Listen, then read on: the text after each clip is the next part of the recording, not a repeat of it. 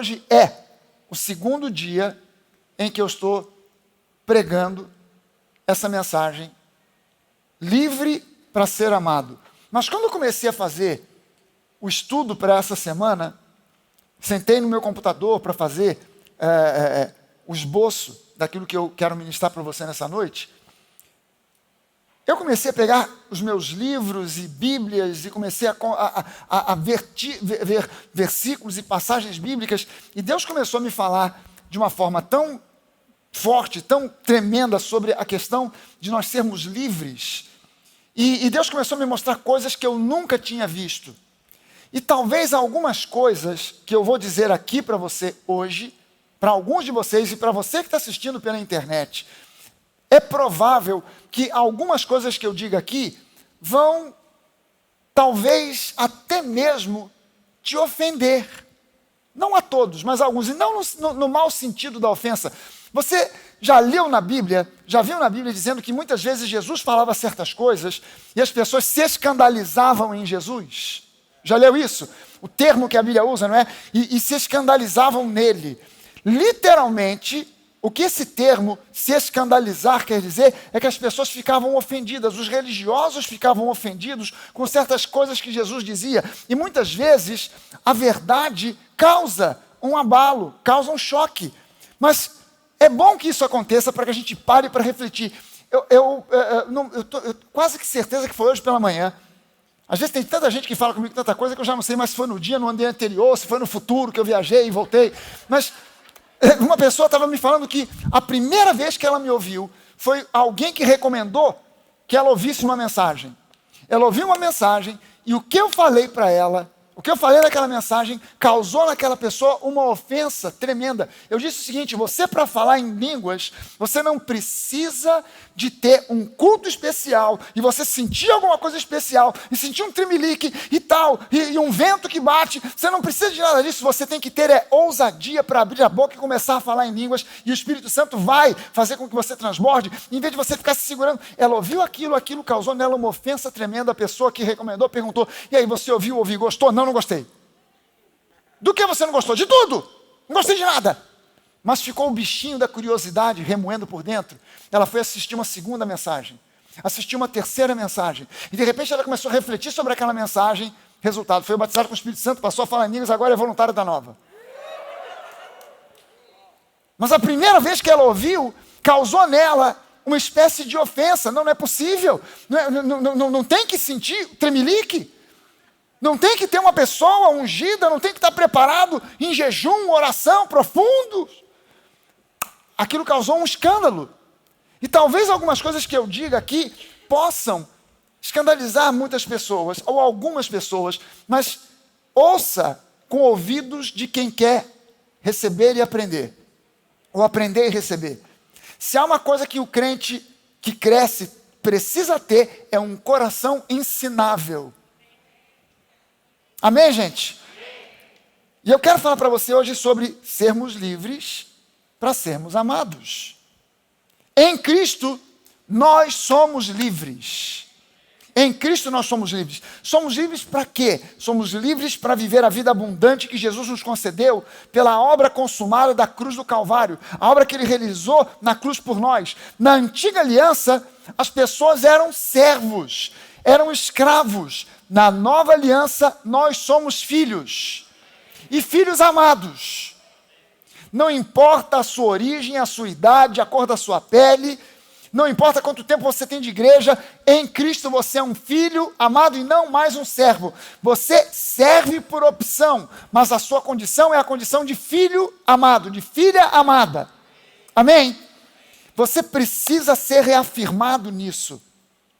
Você é amado. Deixa eu convidar você para ficar de pé por um instante. Duas coisas eu estou afirmando aqui para você. Em Cristo, você e eu somos livres. Segunda coisa, em Cristo somos filhos amados. Primeira coisa, eu quero que você diga para a pessoa que está do seu lado, e se for o caso, se for uma pessoa mais próxima, onde não existe restrição, dê um abraço para essa pessoa e diga na orelha dela assim: eu te amo, Jesus te ama.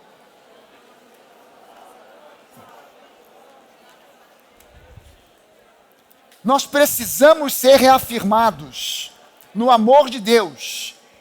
Eu quero que você ouça essa pessoa que está te dizendo, eu te amo, Jesus te ama. Eu quero que você ouça Jesus dizendo isso para você. É como se Jesus estivesse aqui do seu lado dizendo para você, pessoalmente, Camila, eu te amo profundamente. É como se Jesus, eu quero que você perceba como se Jesus estivesse aqui presente, dizendo, Gabriel, eu te amo profundamente, incondicionalmente.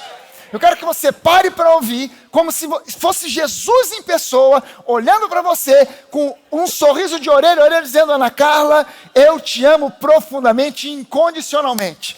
Eu queria que você percebesse Jesus ao seu lado. Essa pessoa ao seu lado talvez seja essa significação física de um Jesus que você não vê, mas que está presente, habitando em você, habitando nessa pessoa, dizendo para você pessoalmente, eu te amo profundamente. Mas a outra coisa que eu quero que você diga é a cruz.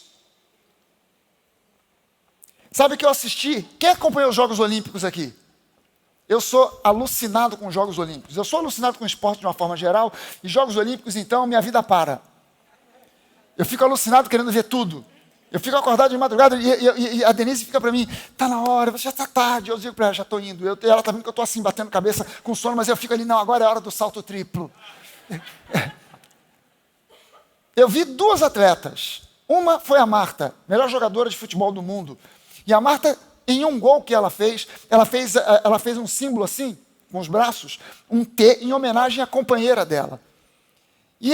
Cujo nome começa com a letra T. Então ela quis prestar uma homenagem para a companheira, para a parceira dela, e ela fez assim, um T. Eu não sei nem qual é o nome da menina, mas, enfim, fez um T. Uma outra, uma medalhista que eu não me lembro, foi num esporte de campo, mas eu não lembro qual foi. Ela foi medalhista de bronze, e ela, na hora de receber a medalha, ela recebeu a medalha, enquanto estava tocando o hino do país que tinha o primeiro lugar, ela fez um sinal assim, que tem a ver com a comunidade LGBT. Ela, sendo uma homossexual, prestou uma homenagem, fez um protesto em relação à comunidade LGBT, porque é um negócio do X, né? Mininex. Não é nem menino, nem menina, é Mininex. Sei lá, tem esse negócio do X aí e tal. Né? E ela fez assim, eu quero botar um sinal pra gente que vai bombar, vamos botar isso para bombar e tudo quanto é canto. E o símbolo que a gente vai usar é isso aqui, ó. Mas, olha bem a posição da tua mão, hein? Porque não é assim não, hein? Assim complica, esse punho tem que estar virado para frente. Olha só, você vai dizer agora em alto e bom som junto comigo. A cruz me libertou. Aleluia! Aleluia! Cara, quem está com o celular aí? Dá para fazer um videozinho para botar no Instagram? Filma a pessoa que está do seu lado, ela dizendo, olha, a cruz me libertou. Vamos implementar esse sinal para bombar e tudo quanto é canto. Daqui a pouco vai ter outras igrejas fazendo também. A cruz me libertou. Alguém me filma aqui. Filma aí para botar na internet. A cruz me libertou. Aleluia! Isso vai bombar no Instagram. A cruz me libertou. Amém. Aleluia. Glória a Deus. Agora você pode sentar. Aperta o cinto de segurança aí. Senta, mas aperta o cinto de segurança. Gente, a segunda vinda de Jesus é uma realidade que eu creio que para mim é inexorável, se manifestará de fato. Quem aqui crê na segunda vinda de Jesus? Eu creio na segunda vinda de Jesus. E por que eu creio? Porque a Bíblia fala, porque Jesus prometeu que ele voltará. Então eu creio. Mas há setores da igreja hoje tão preocupados com o futuro, com a segunda vinda de Jesus, o arrebatamento da igreja, que parecem que se esqueceram do Cristo que habita em nós hoje no presente. Quando você começa a ver pregadores que ficam assim meio alucinados com a questão de segunda vinda, apocalipse, e você vê essa pessoa pregando com o olho já meio arregalado, foge dela, porque ela está ficando maluca. Aquele que Jesus vai voltar, o anticristo, porque você já sabe, essa pessoa não está bem. Essa pessoa não está bem. Começa a se preocupar demais com o futuro e a segunda vinda e se esquece do Cristo que habita em nós hoje no presente. É preciso que a gente lembre que Jesus prometeu para nós uma vida abundante. Eu vim para que vocês tenham vida e a tenham em abundância. E o apóstolo Paulo, em Romanos 5,17, nos diz que nós fomos chamados em Cristo para reinar em vida. Não no céu, mas para reinar em vida. Existe um tema, como vários outros, no Antigo Testamento, que transborda para a revelação do Novo Testamento, que eu quero abordar com você nessa noite, que é o Êxodo. Quem já leu o livro de Êxodo? Se não leu o livro, já viu a novela. Aleluia. Qual é a história resumida do Êxodo?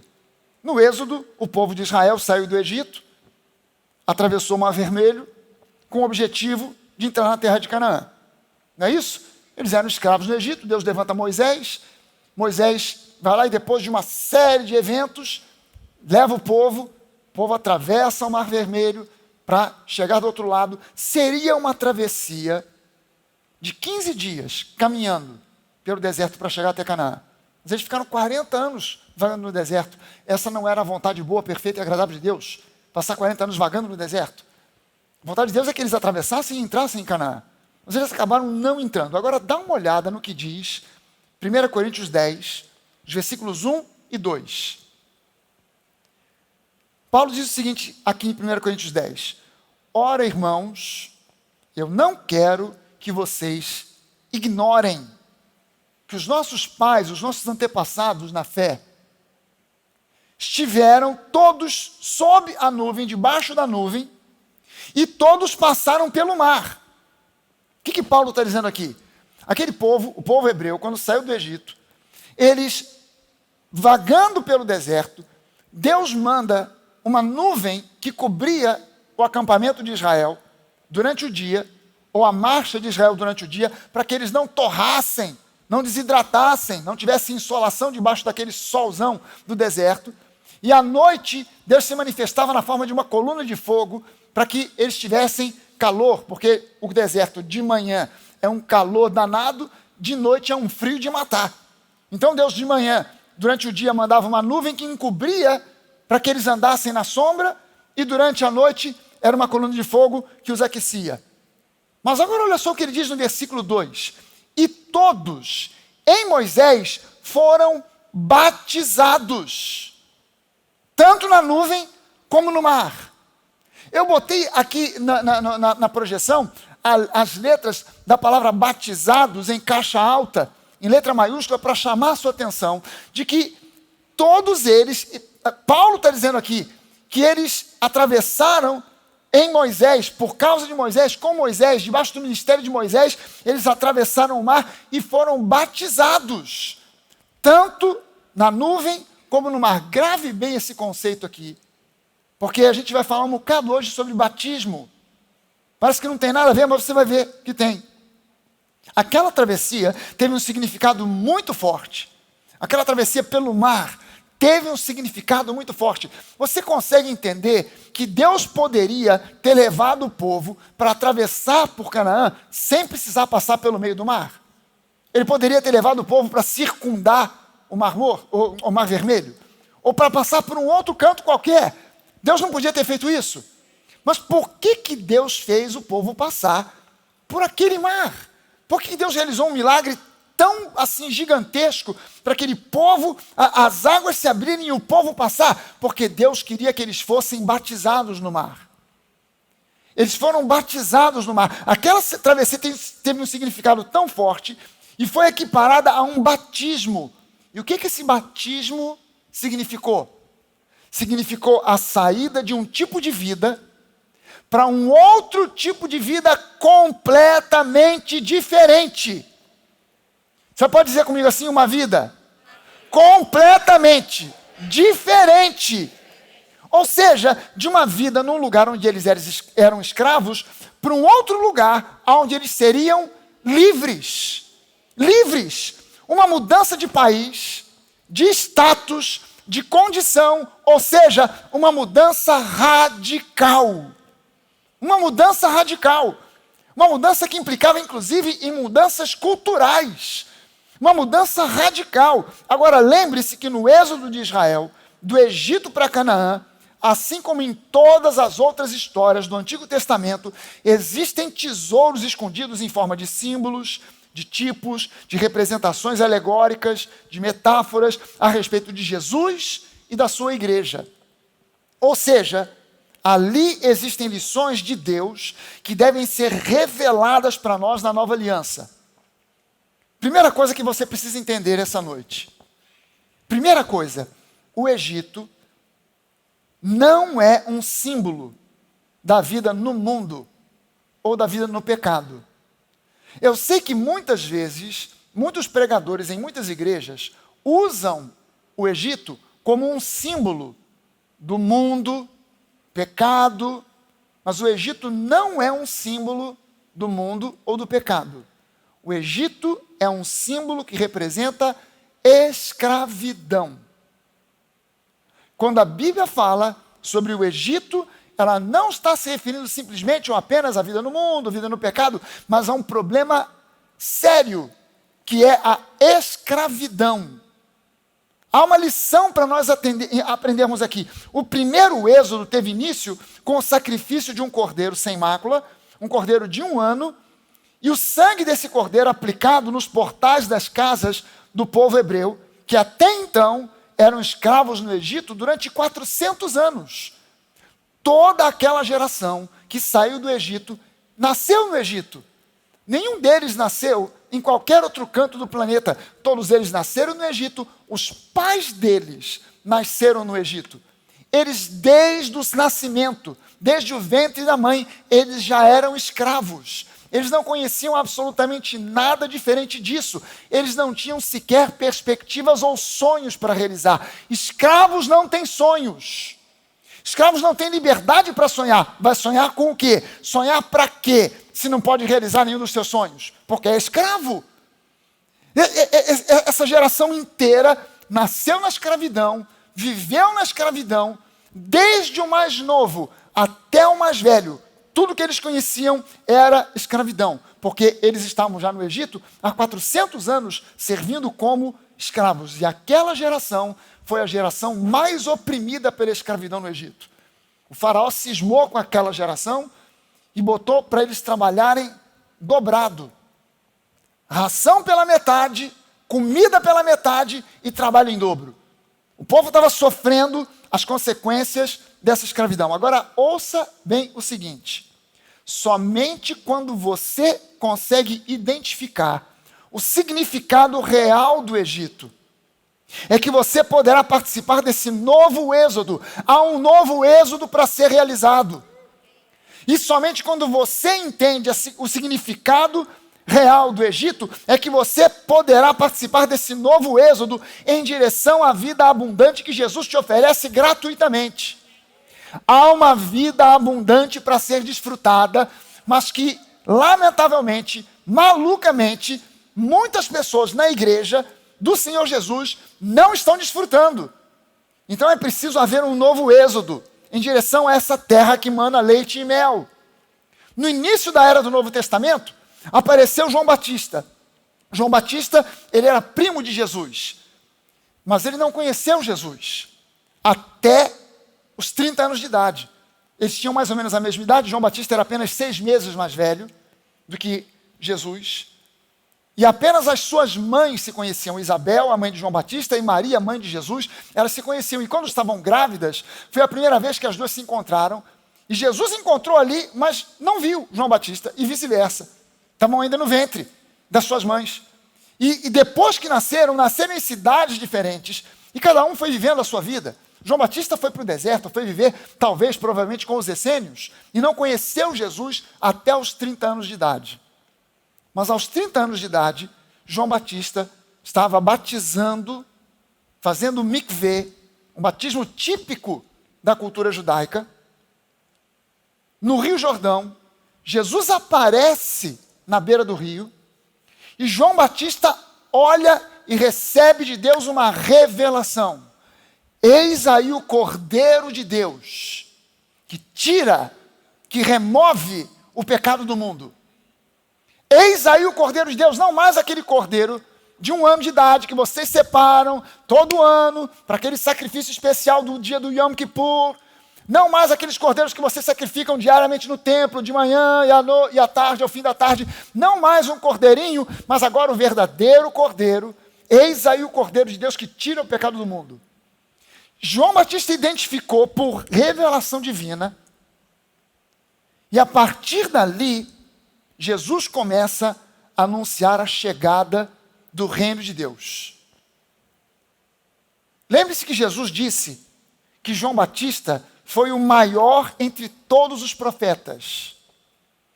Quando você lê a Bíblia e você vê profetas como Isaías, Jeremias, você começa a ver os profetas do Antigo Testamento, Elias, Eliseu, não são ministérios que você olha e causam admiração? O ministério de Isaías, o sujeito que mais profetizou a respeito da vinda de Jesus no Antigo Testamento, não é um ministério digno de admiração? É um baita de um profeta, não é verdade? Jeremias, um tremendo de um profeta, grandes profetas do Antigo Testamento. No entanto, Jesus disse que entre todos os nascidos de mulher, não havia nenhum que tivesse sido um profeta maior do que João Batista. Aí a pergunta que eu faço para você é, mas afinal de contas, o que é que João Batista profetizou? O que é que João Batista profetizou? Porque quando eu olho para Jeremias, eu entendo o que ele profetizou. Quando eu olho para Isaías, eu entendo o que ele profetizou. Mas quando eu vejo João Batista, eu não vejo João Batista profetizando. No entanto, Jesus disse que ele foi o maior dos profetas. O que que João Batista profetizou? João Batista, ele estava profetizando um novo êxodo.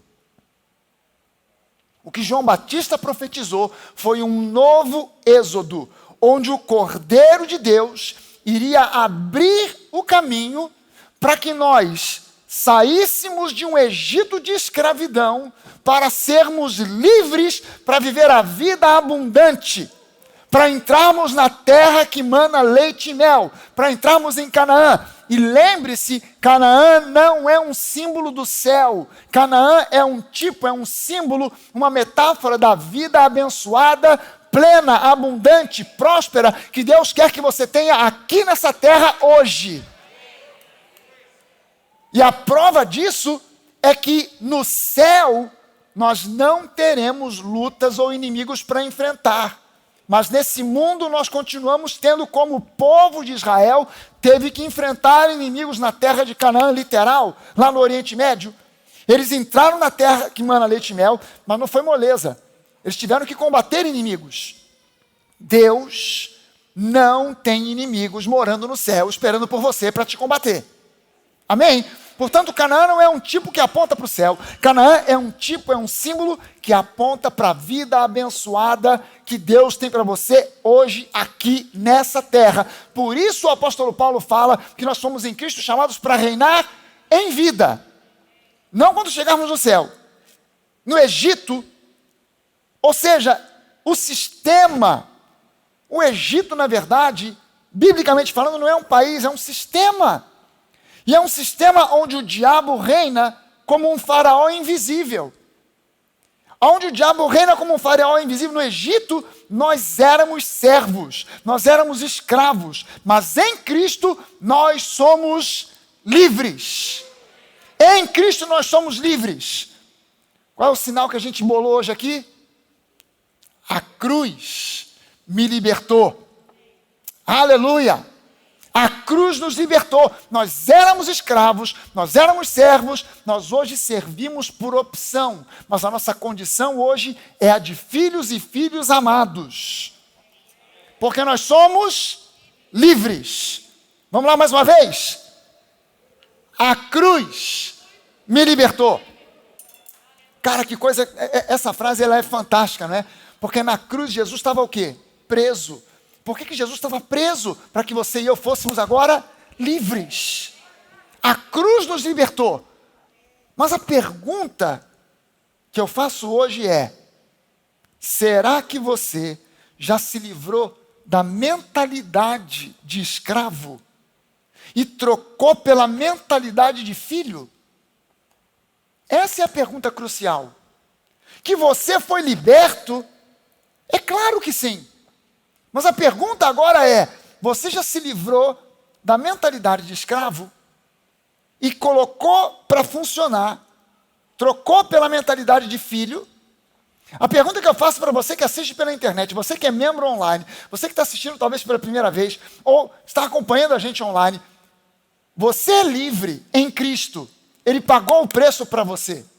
Mas a pergunta é: você já trocou a mentalidade de escravo pela mentalidade de filho? Porque essa é uma pergunta crucial. Veja bem o seguinte: não foi algo acidental o fato de Moisés e Elias aparecerem ao lado de Jesus no Monte da Transfiguração.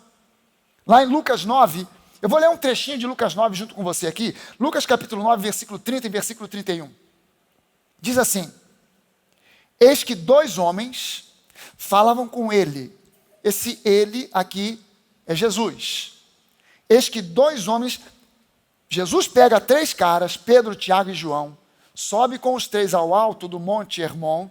Alguns teólogos acreditam que foi o Monte Tabor, mas eu particularmente, junto com outros teólogos, quer dizer, eu não sou teólogo, mas junto com esses teólogos, e creio que foi no Monte Hermon. É o pico mais alto de Israel. É o ponto mais alto de Israel. Ele levou, eu já estive no pico do Monte Hermon. Jesus sobe até lá com 3 discípulos, Pedro, Tiago e João, e Pedro, Tiago e João vivem uma experiência de ver Jesus ser transfigurado diante dos seus olhos.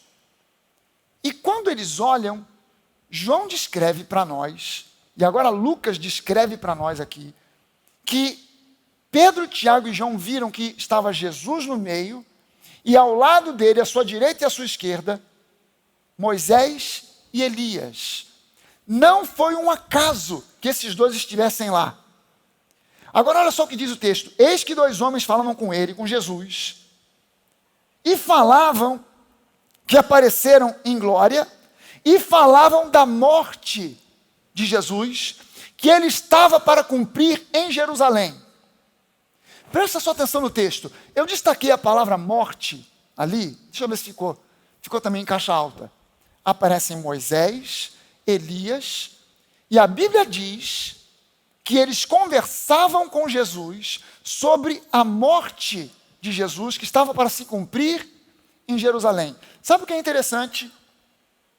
Quem é que sabe aqui como é a palavra morte em grego? Que silêncio é esse profundo, gente? Morte em grego é thanatos. Quem sabe o que significa, como é que se fala morte em grego? Caramba, já são teólogos, formados, diplomados. Thanatos. Mas sabe qual é a palavra que aparece ali?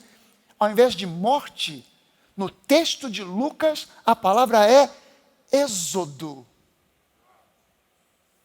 Êxodo, no grego êxodos, ou exodus. Apareceram Moisés e Elias, e eles conversavam com Jesus sobre o êxodo que ele iria realizar em Jerusalém. Queria começar em Jerusalém. Uau, tem alguma coisa muito profunda para nós aqui? Porque a palavra que foi traduzida como morte aqui, na verdade, é êxodo. O líder do primeiro êxodo, Moisés, aparece ao lado do líder do verdadeiro êxodo, conversando com ele, e a verdade é que Jesus veio também para promover um novo êxodo. E eles estavam conversando sobre isso. Uau! O líder do primeiro êxodo, conversando agora com o líder do verdadeiro êxodo.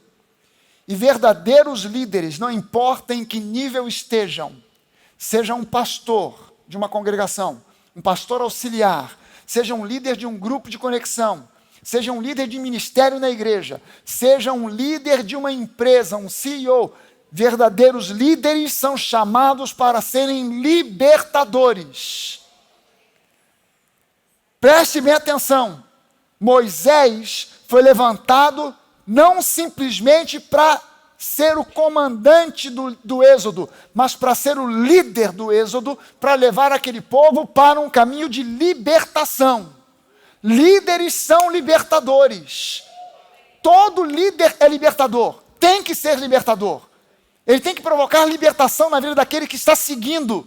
Se ele apenas é um comandante, um chefe, ele não está liderando bolhufas. Mas o verdadeiro líder é um libertador. Jesus veio para nos libertar. Entre outras coisas, ele veio para nos libertar e nós somos livres em Cristo. Moisés fez 2 pedidos só a Deus. Leia a história de Moisés e você vai ver que Moisés fez 2 pedidos apenas a Deus. 2 orações que Moisés fez pedindo algo a Deus. Primeiro pedido que Moisés fez: Senhor, eu quero ver a tua glória. Me mostra a tua face. Me mostra a tua glória. Segundo pedido que ele fez a Moisés, que Moisés fez a Deus: Senhor, me deixe ver a terra de Canaã, a terra prometida. Aí Deus pega Moisés e fala: Moisés, se eu te mostrar a minha glória, tu vai morrer, tu vai cair fulminado. Então vamos fazer o seguinte: eu vou passar, mas eu vou botar você na fenda de uma rocha, e depois que eu passar, você vai poder olhar e vai poder me ver. Aí Moisés é colocado na fenda de uma rocha, a glória de Deus passa, e depois que passa, Moisés sai e olha, e o que ele vê? As costas. Sabe por quê? Moisés foi o mediador da lei. E pela lei, você só vê as costas de Deus. Se você quiser ver a face, você tem que entrar na graça.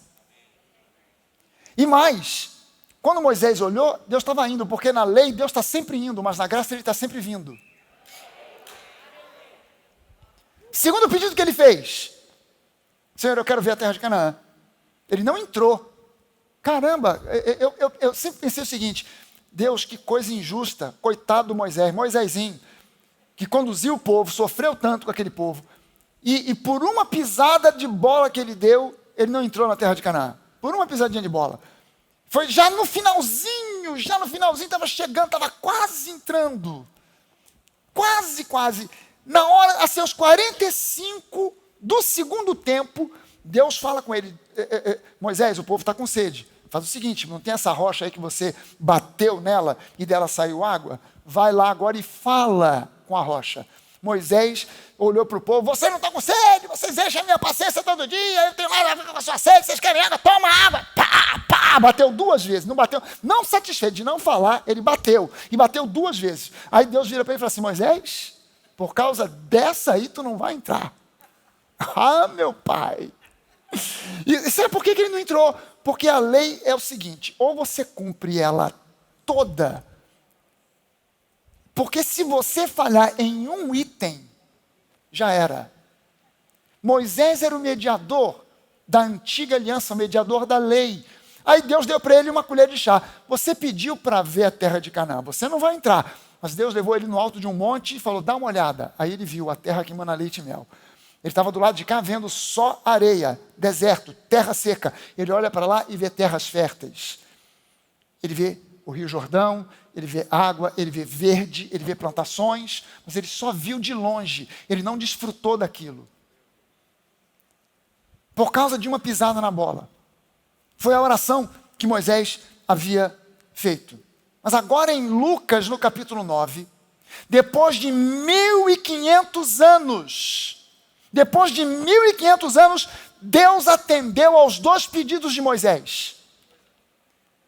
Ele coloca Moisés e Elias ao lado de Jesus, e quando ele olha para Jesus, o que ele vê? Ele vê a glória de Deus e ele vê a terra prometida. Porque a glória de Deus não é uma fumaça, não é uma luz, a glória de Deus é Jesus. A terra prometida não é um pedaço de terra no Oriente Médio, a terra prometida é Jesus. Gente, você reclama às vezes que Deus está demorando para responder a sua oração. A oração de Moisés, Deus levou 1500 anos para responder. Você está na boa. Você está de boa. Cara, eu orei para Deus há 10 anos, ele não respondeu. Será que vai demorar 1500 anos, gente? 1500 anos depois, Deus respondeu. Agora dá uma chegada comigo em Apocalipse, no capítulo 11, versículos de 6 a 8.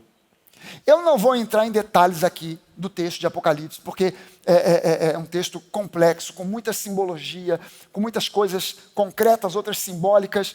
E o objetivo hoje não é esse, mas dá só uma olhada que coisa interessante. Ele está falando aqui sobre duas testemunhas, nesse texto aqui de capítulo 11 de Apocalipse. Ele diz assim: essas duas testemunhas, têm autoridade para fechar o céu para que não chova durante os dias em que profetizarem.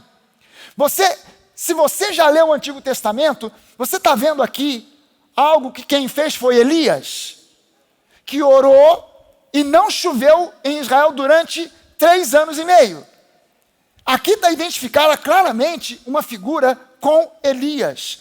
Mas ele continua dizendo: tem autoridade também sobre as águas para transformá-las em sangue, bem como para ferir a terra com todo tipo de flagelos. Você consegue identificar aqui a figura de Moisés, que tocou com seu cajado nas águas do rio Nilo e o rio se transformou em sangue, e que depois, aquela foi apenas a primeira praga, depois vieram outros 9 flagelos. Você consegue identificar a figura de Moisés aqui?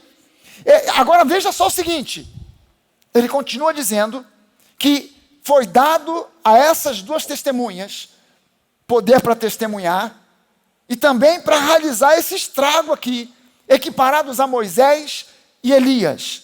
No versículo 7 ele diz: quando tiverem então concluído o testemunho que devem dar, a besta que surge do abismo fará guerra contra elas, a besta vencerá e matará as testemunhas, e os seus cadáveres ficarão estirados na praça da grande cidade, que espiritualmente se chama Sodoma e Egito, onde também o seu Senhor foi crucificado.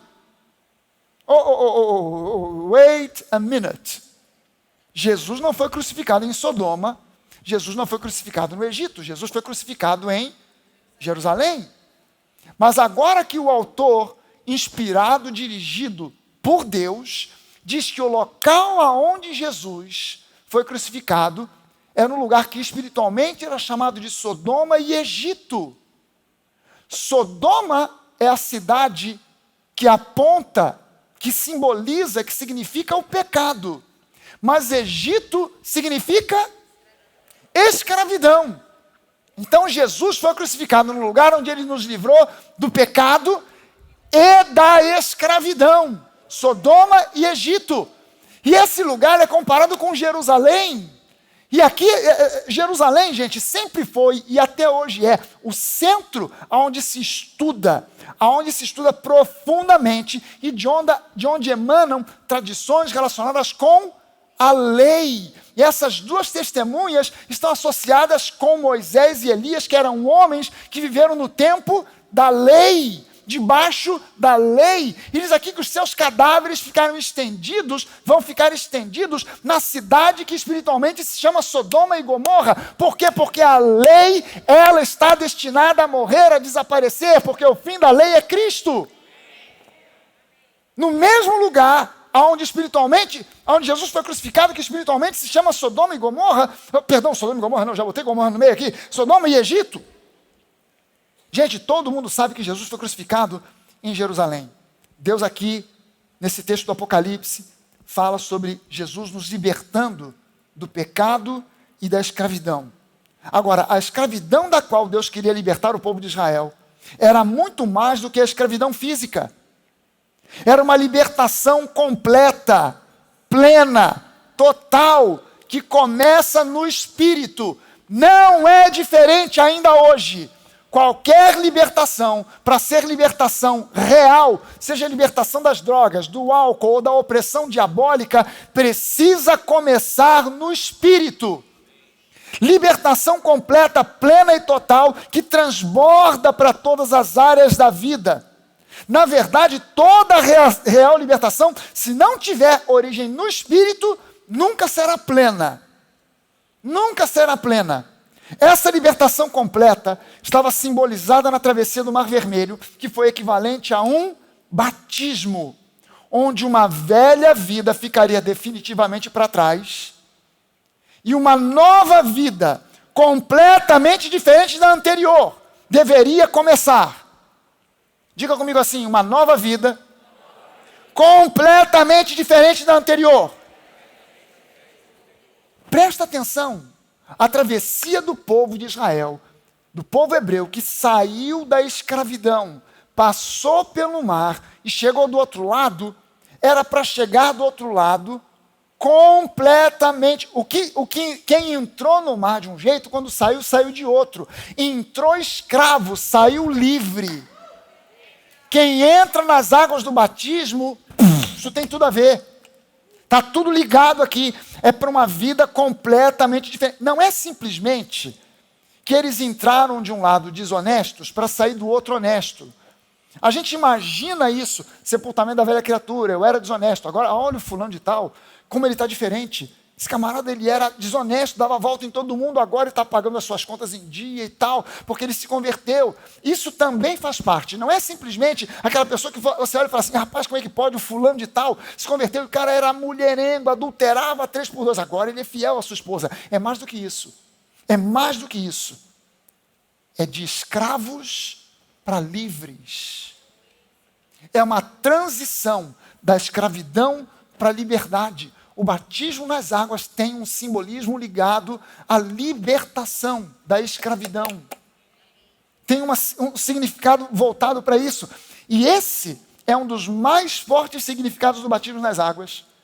No entanto, é normal apenas as pessoas associarem o batismo com o sepultamento da velha criatura e associar isso apenas com a questão do pecado, o que são verdades e realidades, mas esse sepultamento também tem a ver com uma mudança de condição. Tem a ver com uma mudança de condição. O escravo é sepultado e quem sai das águas é um filho que é livre. Por isso a urgência do batismo. Na igreja do século XX, século XXI, bolaram essa maluquice. Não, você só pode se batizar se estiver na igreja já minimamente há 1 ano. Tem que fazer curso disso, curso daquilo outro. Aí a igreja aprova. Os irmãos aprovam que o irmão Duda Andrade seja batizado nas águas? Vamos votar. Quem está a favor? Aí, quem está contra? Tem sempre uns espíritos de porco. Por que não pode? Ainda tem pouco tempo. Não completou o curso. Completou, mas com nota insuficiente. O irmão Duda fica esperando a vez de ser batizado. Mas na igreja primitiva, 3.000 pessoas aceitaram Jesus. E no mesmo dia, os caras não dividiram assim, vamos dividir em grupos de 100. Cara, nós batizamos 103 pessoas aqui no último batismo nas águas. Eu vou te contar, foi uma trabalheira do cão. Batizar 103 pessoas, uma trabalheira danada. Agora tu imagina batizar 3.000 numa tacada só. Manda todo mundo, o braço do camarada já dando cãibra. Pera, segura um pouquinho, deixa eu descansar os braços aqui que eu não estou aguentando. Mais um, vai, em nome de Jesus, sai, vem outro. Vai. 3.000 pessoas. Os caras não tiveram curso. Os caras não ficaram tempo na igreja. Por quê? Porque o pessoal na igreja primitiva entendia a urgência do batismo. Vamos sepultar a velha criatura, vamos sepultar o escravo, para que ele saia dessas águas para viver em liberdade, livre. Nós em Cristo somos livres. Aleluia! Sabe, algumas pessoas às vezes até perguntam para a gente a necessidade de se batizarem de novo. Quando a gente anuncia batismo, começa. A pessoa começa a vir, pastor, já fui batizado na igreja XY. Preciso batizar de novo? Aqui na Laura tem que batizar de novo? E a gente sempre, e no dia do batismo, tem gente que vem, aparece, do nada, cai de paraquedas no avião que vinha passando. Já chega perguntando, aí, posso batizar? Mas você já foi batizado? Não, já fui batizado, mas posso batizar de novo? Nós perguntamos normalmente, para a pessoa que nos pergunta, eu preciso batizar de novo? Devo batizar de novo? A gente normalmente pergunta o seguinte, você considera que o seu primeiro batismo foi válido? Tem gente que fala assim, eu fui batizado quando era criança, na igreja católica, eu fui batizado na igreja batista, na presbiteriana, por aspersão e tal, tem que batizar de novo. Aí a gente pergunta, mas vem cá, você acredita que o seu batismo foi válido? Mas nós deveríamos também perguntar, você sepultou a mentalidade de escravo nas águas do batismo? Porque se você não sepultou essa mentalidade, é bom você refletir e se batizar de novo. Porque você está carregando para cima e para baixo o defunto, não da velha criatura, mas do escravo. A pessoa vem para o culto, senta, e normalmente ela deixa um lugar vago do lado. Para quem? É o escravo. Não senta aqui não, é o lugar dele. Ela traz e leva para casa. E fica andando para cima e para baixo, carregando o escravo para lá e para cá. Porque a escravidão é mais do que cadeias, é mais do que algemas, é mais do que correntes. A escravidão é uma mentalidade. O povo de Israel saiu da escravidão, mas eles estavam tão acostumados com a condição de escravos que eles não sabiam o que fazer com a liberdade que eles receberam e começaram a querer voltar para o Egito. Olha a maluquice, olha a força da mentalidade do escravo. Eles queriam voltar para o Egito.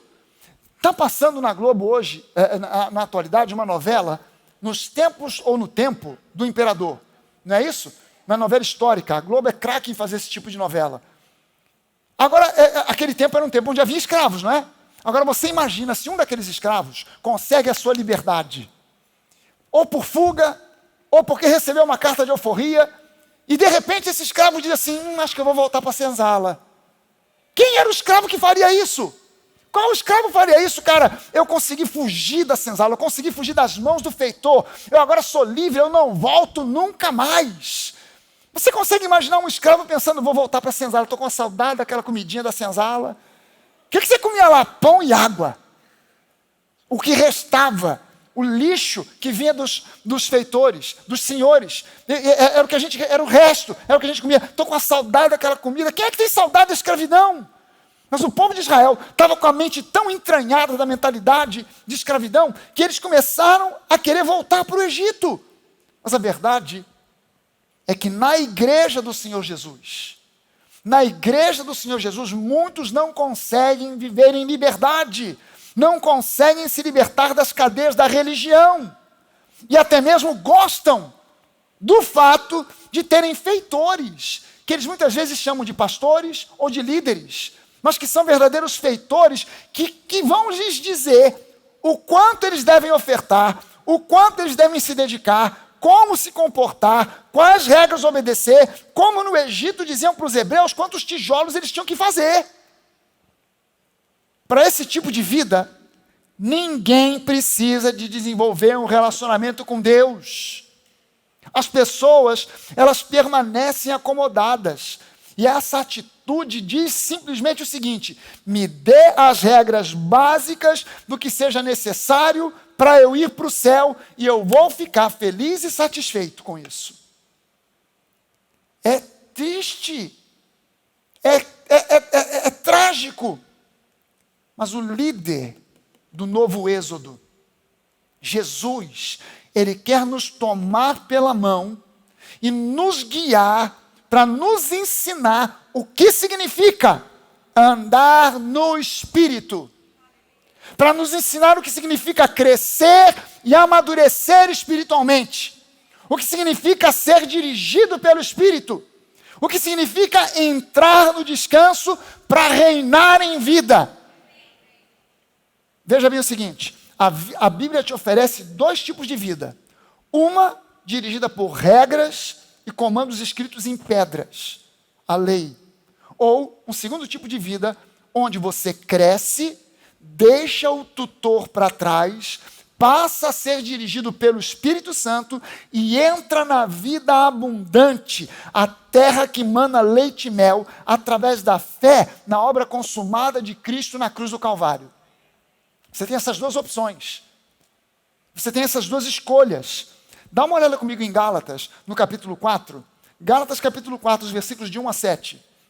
Paulo diz o seguinte aos Gálatas: digo, porém, o seguinte: durante o tempo em que o herdeiro é menor de idade, é criança, é infantil, é imaturo, em nada difere de um escravo. Ele é filho, mas por causa da imaturidade, por causa ainda da falta de condições de maturidade, ele não é em nada diferente de um escravo, mesmo sendo o senhor de tudo. Mas está sob tutores e curadores até o tempo predeterminado pelo Pai.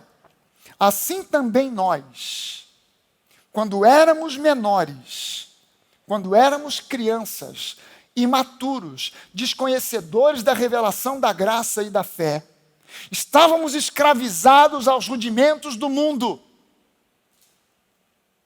Mas quando chegou a plenitude do tempo, Deus enviou o seu Filho, nascido de mulher, nascido sob a lei, para resgatar os que estavam debaixo da lei, a fim de que recebêssemos a adoção de filhos. E porque vocês são filhos, Deus enviou o Espírito do seu Filho ao nosso coração, e esse Espírito em nós clama: Abba, Pai!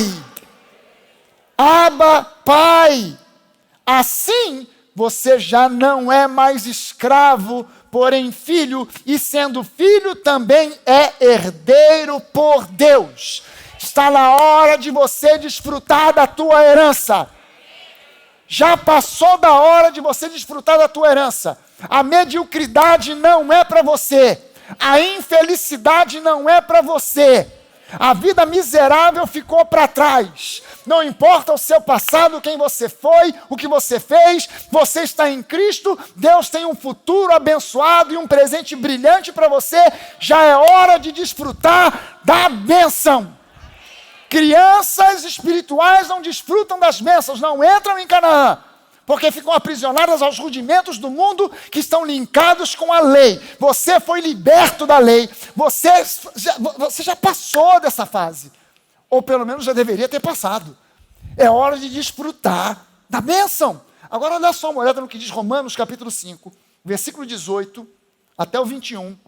E eu vou entrar por dentro do capítulo 6, do versículo 1 até o versículo 8, e eu vou ler aqui uma outra versão, a versão que é a mensagem. Olha o que diz esse texto aqui de Romanos 5 e depois capítulo 6. Paulo diz assim: aqui está um resumo de tudo. Assim como uma única pessoa errou e nos deixou todo esse problemão com o pecado e a morte. Prestou atenção aqui que ele separou as duas coisas? Nos deixou um problema com o pecado e com a morte. Também uma única pessoa fez o que era certo e nos livrou de tudo isso. Mais do que apenas nos livrar do problema, ele nos trouxe para a vida. Zoe, a vida, a natureza do próprio Deus. Um homem disse não a Deus e afundou muita gente no erro. Outro homem disse sim a Deus e consertou tudo o que estava errado. Está falando de Adão e de Jesus. Tudo o que a lei contra o pecado conseguiu fazer foi produzir mais gente que desrespeitasse a lei. Mas o pecado não teve nem tem chance de competir contra o perdão poderoso que chamamos graça. Na disputa entre o pecado e a graça vence com facilidade. Tudo que o pecado pode fazer é nos ameaçar com a morte. Já a graça, uma vez que Deus está consertando as coisas por meio do Messias, nos convida à vida. Nos convida à vida. Uma vida que continua para sempre, que jamais terá fim. O que vamos fazer então? Continuar pecando para que Deus continue perdoando? É claro que não.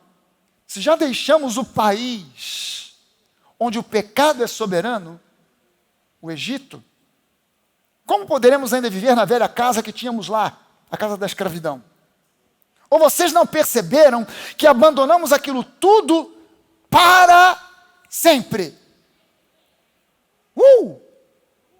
Será que vocês não perceberam que abandonamos aquilo tudo para sempre?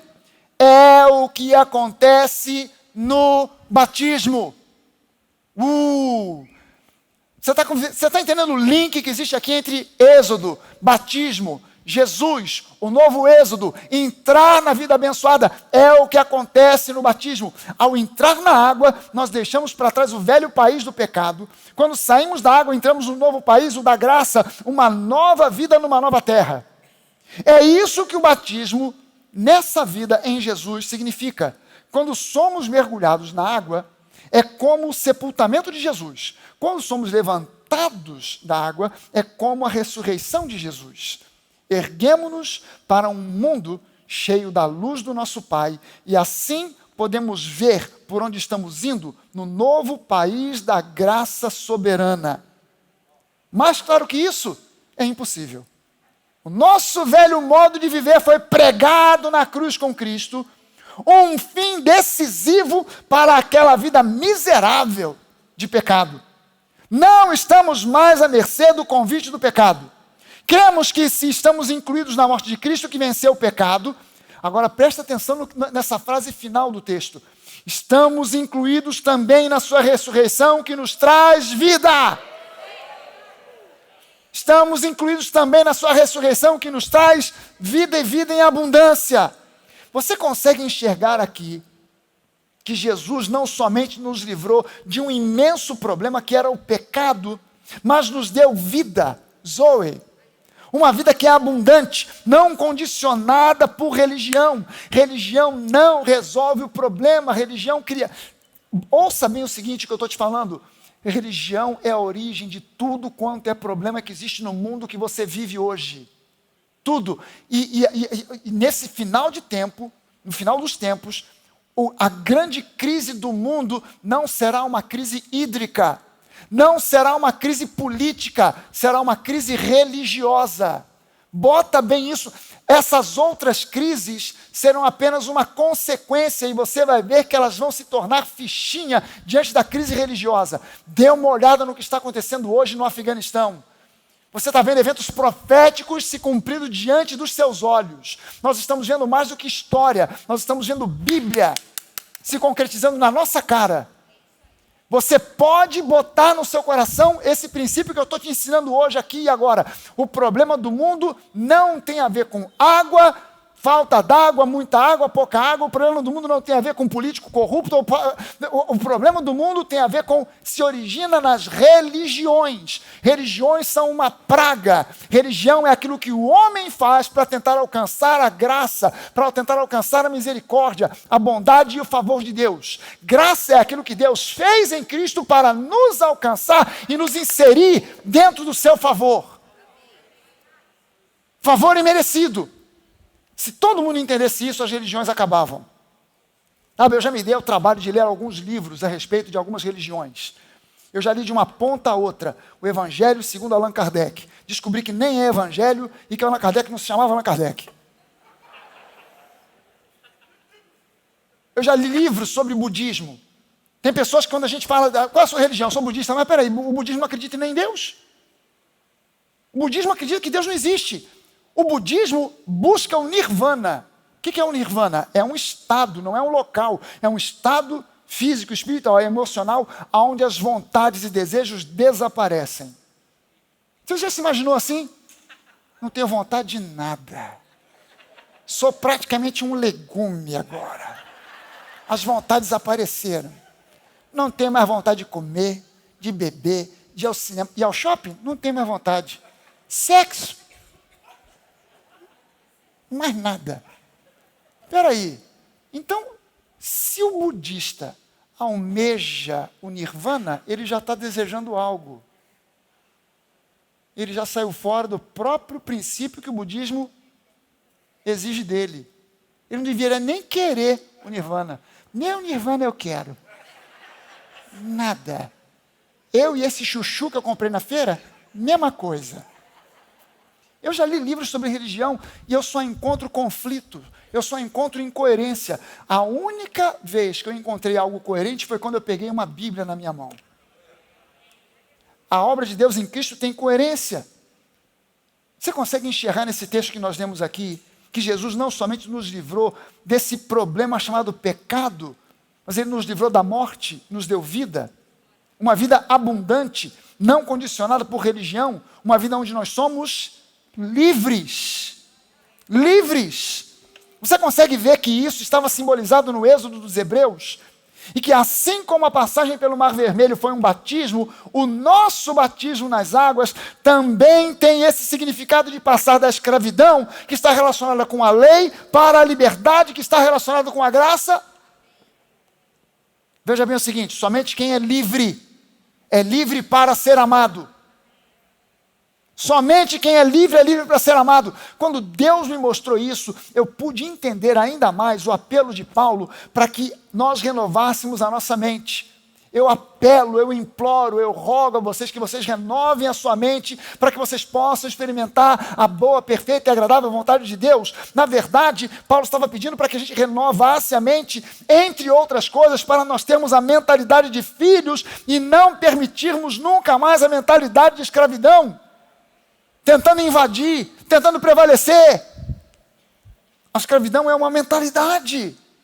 Ouça-me o seguinte: o escravo nunca se sentirá amado, ainda que o seu senhor diga para ele que ele é amado.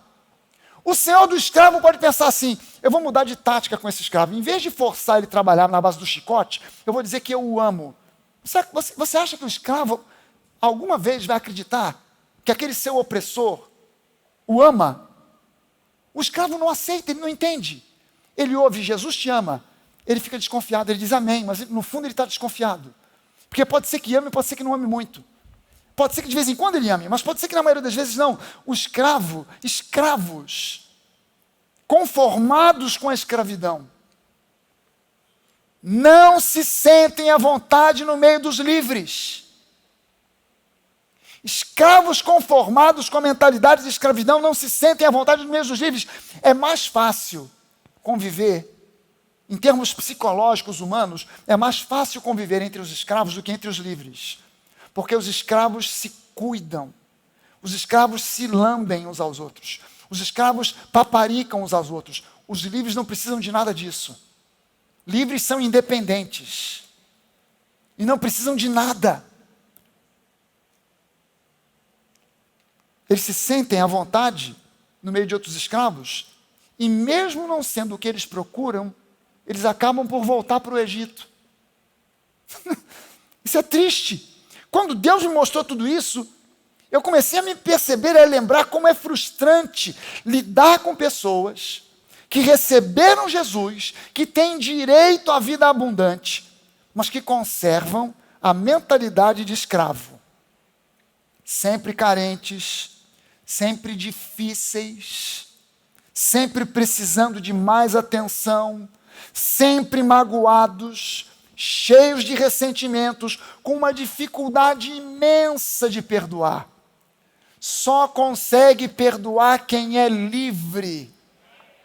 Só consegue exercer perdão quem é livre. Quem não consegue perdoar é porque ainda tem mentalidade de escravo e está aprisionado à falta de perdão.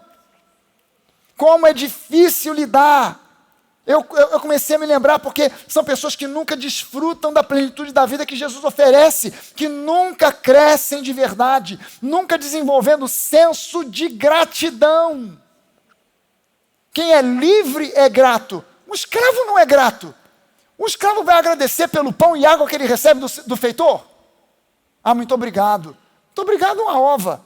Eu queria comer o que o dono lá da fazenda, o senhor está comendo, mas sou obrigado a comer esse pão e água, obrigado uma ova. Pessoas que são livres são gratas. Nunca conseguem, sempre se posicionando como vítimas.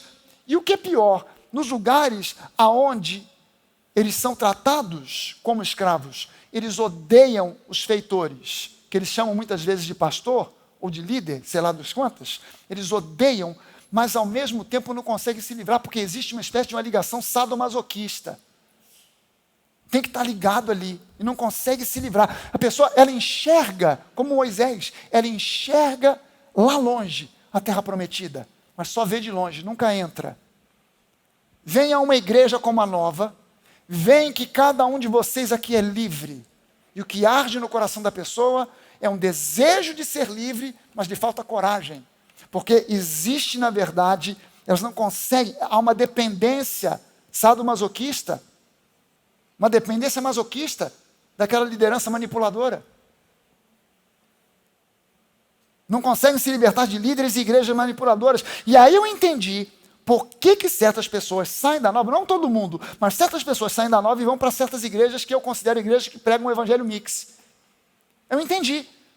Porque escravos convivem muito bem com Escravos. Sabe aquela pessoa que você aconselha, e aconselha, aconselha, orienta, ajuda, vezes e vezes repetidas. Pessoas que às vezes aconselharam com a pastora Denise, com o pastor Fragari, com a pastora Luciana, com o pastor Café, com o pastor Bené, com a pastora Suedna, passou na mão de todo mundo, passou pela mão da Marcele, do pastor Duda, passou na mão do pastor Mauricinho, da pastora Melina, passou na mão de todo mundo aconselhou, orientou, falou, orou, impôs as mãos, ungiu com óleo, repreendeu o demônio, botou para correr um encosto, fez culto de libertação, foi na casa da pessoa, ajudou a pessoa, falou e tal, de todo quanto é jeito e maneira. Gente, só os pastores que estão aqui, por favor, já passaram por essa experiência? Pastora Luciana, não precisa falar nada, só levanta a mãozinha assim. Já, pastor Café, já viu. Pastor Duda, já viu. Pastora Marcele, já viu esse filme. Pastora Denise, já viu esse filme. É uma lástima. Aí a pessoa, quando sai, nem vem falar com você, ela manda só pelo WhatsApp, assim, estou indo para a igreja X, mas amo muito vocês. Que doce. Que maravilha. Agora imagina a cena. Denise acorda e encontra na cama ao lado dela um bilhete, desse tamanho assim, escrito com letras garrafais. Denise, estou me separando de ti, mas eu te amo, hein? Estou indo embora, nunca mais quero ver a sua cara, mas eu te amo. Sou apaixonado. Você entende que isso é uma maluquice? Você consegue entender que isso é uma maluquice? Ah, não, mas eu fui não sei aonde, me trataram tão bem. Escravos tratam bem a outros escravos. Não é que os livres não tratam bem, mas é diferente. Por quê? Porque livres são livres. Então eu não fico agora precisando, vou fazer um teste com esse pessoal aí da Nova. Estou vindo para visitar. Deixa eu ver se esse pessoal vai me dar aquele abraço caloroso. Se vão me recepcionar com carinho e amor que eu mereço. Essa chefe aqui do tal do Bop. Deixa eu ver como é que ela vai me recepcionar. Prazer. Estou visitando a Nova. Não abraçou. Já senti que aqui é diferente. Deixa eu conhecer essa outra pessoa aqui. Pastor, o senhor que é o pastor Duda? Pastor dos jovens? O jovem? Eu sou jovem, posso frequentar? Pode. Também não abraçou. Só disse que eu posso. Deixa eu me aconselhar com essa aqui. Me disseram que é o pastor dos casais. Pastor, o que eu faço? O casamento está numa ruína desgraçada. Está tudo ruim com o meu casamento. O que eu faço? Aí o pastor gasta horas e fala, abraça, beija, tal, vai na casa, aconselha, ora, expulsa o demônio do divórcio, acende vela, faz de tudo. Aí a pessoa não recebeu do jeito que eu esperava. Eu esperava mais. Eu preciso de mais do que isso aí. Vou deixar os pastores de lá, deixa eu conversar com esse pessoal que é voluntário aqui. Esse tal de Gabriel, ele faz um negócio engraçado aqui. Ô Gabriel, você que é o líder da tal da Vibe? Está na Vibe? Que legal. Também não abraçou. Ah, essa igreja aqui não dá. Essa igreja aqui não. Já fiquei aqui 1 mês, 2 meses, 3 meses. E realmente não dá. Mas naquela outra igreja, o pessoal me recebeu de um jeito. Você entende? Eu comecei a pensar, cara, será que nós somos uma igreja pouco amorosa? Será que nós somos uma igreja pouco carinhosa? E Deus me mostrou e me disse, não é nada disso. Não, vocês, pelo contrário, eu pensei até em dar uma bronca no pessoal da recepção. Eu disse, eu tenho que dar uma bronca no pessoal da recepção para eles serem mais calorosos, mais amorosos. Aí eu falei, só se o pessoal agora da recepção agarrar quem está passando e beijo na boca.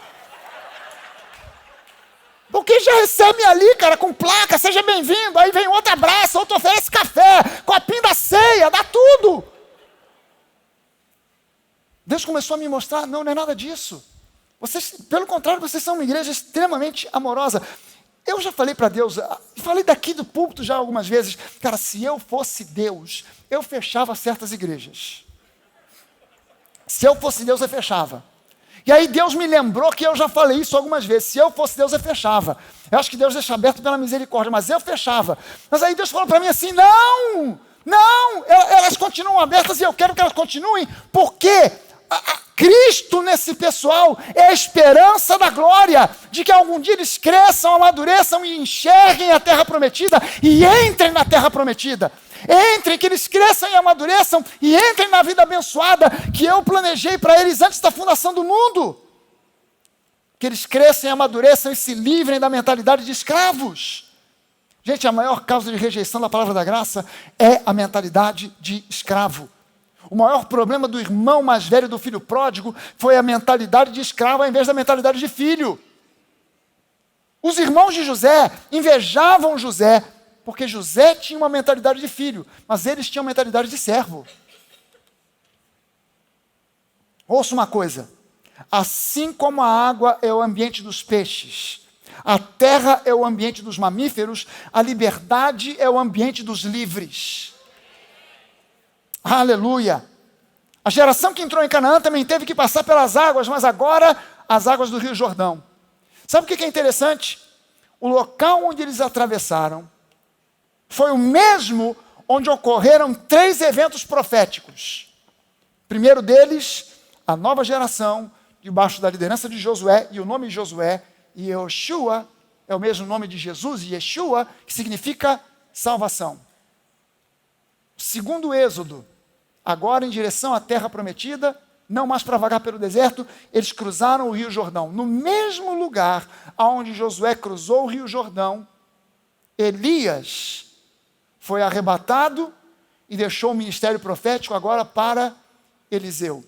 E no mesmo lugar, geograficamente, se você for a Israel hoje, você pode visitar o lugar, é o mesmo lugar onde Jesus foi batizado nas águas. 3 eventos. Josué, um tipo que aponta para Jesus, cruza o Rio Jordão, na mesma condição que Moisés atravessou o Mar Vermelho, o rio se abre, as águas param de correr, Josué atravessa com o povo o Rio Jordão e entra na terra de Canaã. Salvação, libertação, a mudança de uma vida de deserto para uma vida de abundância. Agora Elias chega na beira do Rio Jordão, Deus o leva e agora fica Eliseu. Elias é um tipo que aponta para a lei, Eliseu é um tipo que aponta para a graça. A lei sai de cena e enquanto Eliseu andou com Elias, Eliseu não fez um milagre. No momento em que Elias sai de cena, começa o ministério de Eliseu. A lei sai de cena e a graça entra. João Batista saiu de cena para que Jesus pudesse entrar. João Batista, o último profeta da lei, Jesus, o profeta da nova aliança. E agora Jesus aparece na beira do Rio Jordão, no mesmo lugar, e João Batista está batizando. Aí Jesus entra dentro da água, e João Batista olha para ele e diz assim: peraí, Jesus, você que devia me batizar, e eu é que vou batizar você. Olha a resposta de Jesus. João Batista, vamos fazer assim, porque isso é necessário para que se cumpra toda a justiça. Eu, sinceramente, nunca tinha entendido esse negócio de Jesus ser batizado. Alguém aqui já tinha entendido o batismo de Jesus? Porque na minha cabeça, o que é batismo? Sepultamento da velha criatura. Jesus não tinha velha criatura para batizar? Ele não tinha velha natureza? Ele nunca pecou? O que Jesus foi fazer naquele batismo? Você já parou para pensar nisso? Pastor, nunca entendi, mas também nunca fiquei perguntando, não, porque nem eu entendo, nem ninguém entende também, então deixa para lá. Jesus foi batizado, acabou. Para mim está de bom tamanho. Não é assim que as pessoas normalmente fazem? Deixa para lá, assim, quem é um pastor que já te explicou alguma vez o batismo de Jesus? Mas Jesus disse: João, vamos fazer isso para que se cumpra toda a justiça. Olha, aqui foi o lugar onde o povo saiu da escravidão, do deserto, e entrou na terra de Canaã. Aqui foi o lugar onde Elias saiu de cena e Eliseu começou. E agora nós precisamos que se cumpra toda a justiça. Jesus é batizado. O que Jesus estava fazendo no batismo? Jesus estava sepultando a lei.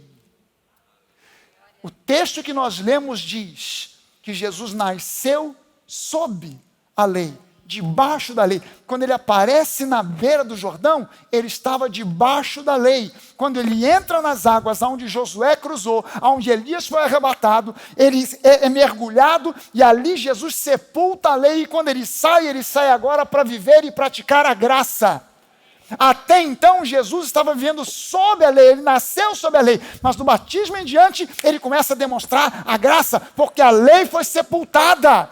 Jesus não tinha velha natureza para sepultar, mas ele sepultou a lei para que toda a justiça fosse cumprida, para que se cumprisse toda a justiça, e agora nós somos justificados em Cristo. Não seja, por favor, como aquela geração de israelitas que estava tão acostumados com a escravidão que não conseguiram renovar a mente para viverem livres, e por isso foi uma geração que nunca entrou na terra prometida, no descanso, na terra que emana leite e mel. Nunca entraram. Você nasceu de novo em Cristo. Você pode ficar de pé e dizer junto comigo: eu nasci de novo em Cristo. Eu sou uma nova criatura em Cristo. Você pode dizer mais uma vez: a cruz me libertou. A cruz me libertou. Eu nasci de novo para uma vida abundante. Eu não nasci de novo para a mediocridade. Eu não nasci para ficar atolado numa vida medíocre. Eu nasci para uma vida abundante. Renove a sua mente na palavra da nova aliança. Cresça em graça, cresça em fé e livre-se da mentalidade da escravidão e viva essa vida abençoada, essa vida próspera, essa vida sadia, essa vida vibrante, essa vida alegre que foi conquistada por Jesus para você. Jesus conquistou isso para você. Não permita mais a mentalidade de escravo. Eu sou um coitado, eu sou um ninguém, eu não consigo, deixa eu conversar com o pastor fulano, com o líder ciclano, para ver se eles me orientam. Não tem nada de errado em você conversar com o pastor te dar algum toque, uma orientação, um aconselhamento, mas entenda uma coisa: você não pode viver dependente disso. Você precisa crescer, amadurecer, para não mais ficar recebendo conselhos, mas para agora dar conselhos. Amém? Para não mais agora ficar simplesmente dependendo de pessoas, mas para abençoar pessoas. Amém? É para isso que Deus te chamou. É para isso que... Pastor, mas eu tenho muitas carências. Cristo te cura. Cristo te liberta. Cristo te conduz para a maturidade. Você se entregue a Ele de vez.